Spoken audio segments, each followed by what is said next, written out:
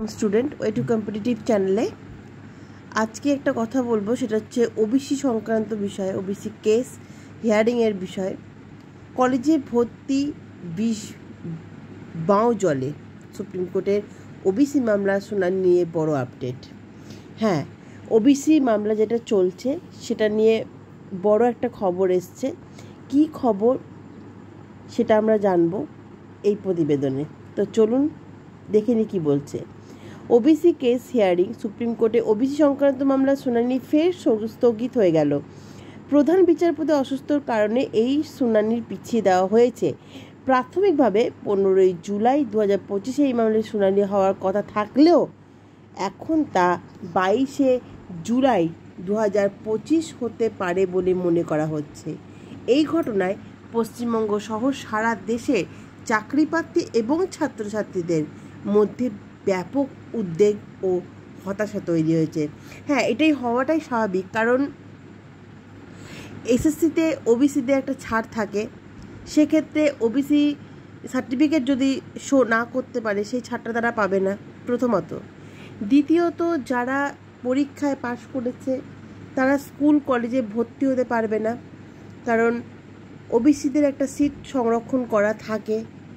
ঠিক আছে, তো সেই ক্ষেত্রে তাদের অসুবিধা হচ্ছে, এটা একটা বড় তো কারণ হতেই পারে। তাছাড়াও কেন এই শুনানি এতটা গুরুত্বপূর্ণ? এই মামলার রায়ের উপর পশ্চিমবঙ্গে একাধিক গুরুত্বপূর্ণ নিয়োগ প্রক্রিয়া এবং ভর্তি প্রক্রিয়া ভবিষ্যৎ নির্ভর করছে।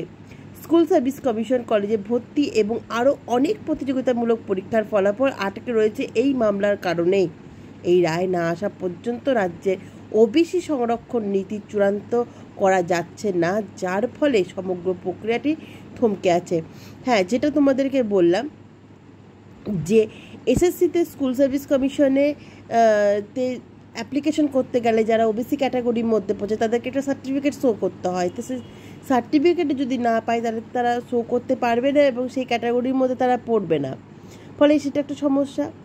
কলেজে ভর্তির ক্ষেত্রেও এবং বিভিন্ন প্রতিযোগিতামূলক পরীক্ষার ফলাফল কিন্তু এখানে আটকে আছে একটা কেসের রায়ের উপর নির্ভর করে।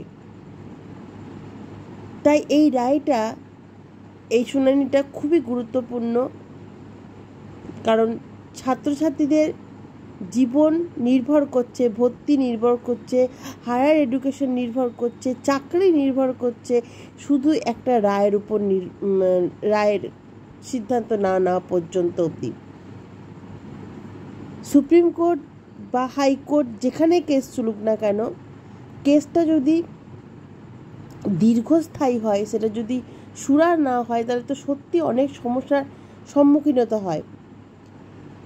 শুনানি স্থগিত হওয়ার কারণ, সুপ্রিম কোর্টের প্রধান বিচারপতি গুরুতর অসুস্থ, হাসপাতালে ভর্তি থাকায় এই মামলার শুনানি পিছিয়ে দেওয়া হয়েছে। তার বেঞ্চের এই মামলা শোনার কথা ছিল, যেহেতু এই একটি নতুন মামলা, তাই প্রধান বিচারপতি অনুপস্থিতির জন্য কোনো বেঞ্চ এটি স্থানান্তরিত করা হয়নি। শুধুমাত্র যে মামলাগুলি শুনানি আংশিকভাবে হয়ে গিয়েছে সেগুলি অন্য বেঞ্চে পাঠানো হয়েছে। কী কী প্রক্রিয়ার প্রভাব পড়বে এই ফলে? এই স্থগিতাদেশের ফলে একাধিক প্রক্রিয়ার অচল অবস্থা তৈরি হয়েছে। এর মধ্যে উল্লেখযোগ্যগুলি কি? School service commission 21 July form পূরণের শেষ তারিখ থাকলেও ওবিসি সংরক্ষণের বিষয়টি পরিষ্কার না হওয়া অনেক প্রার্থীরাই ফর্ম পূরণ করতে পারছেন না, ফলে এই তারিখ পিছিয়ে যাওয়ার সম্ভাবনা প্রবল। হ্যাঁ, 21 জুলাই এসএসসি ফর্মের শেষ ডেট দেওয়া হয়েছে। যতদিন না পর্যন্ত হাইকোর্ট একটা নির্দিষ্ট,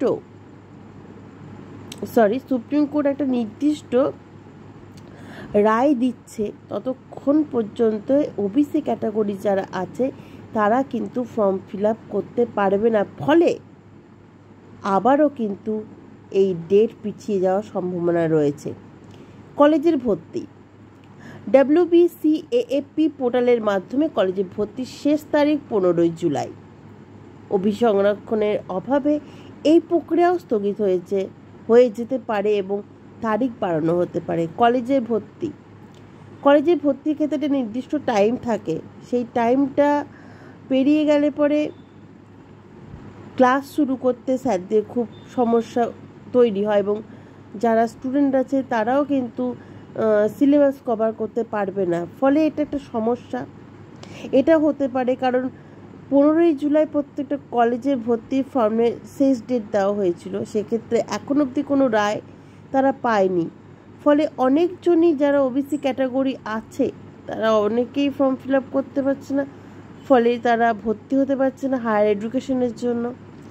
বিভিন্ন পরীক্ষার ফলাফল WBG JEE JENPAS UG GNM ANM GELET এবং JELET এবং JECA এর মতো একাধিক গুরুত্বপূর্ণ পরীক্ষার ফলাফল আটকে রয়েছে এই মামলার জন্য।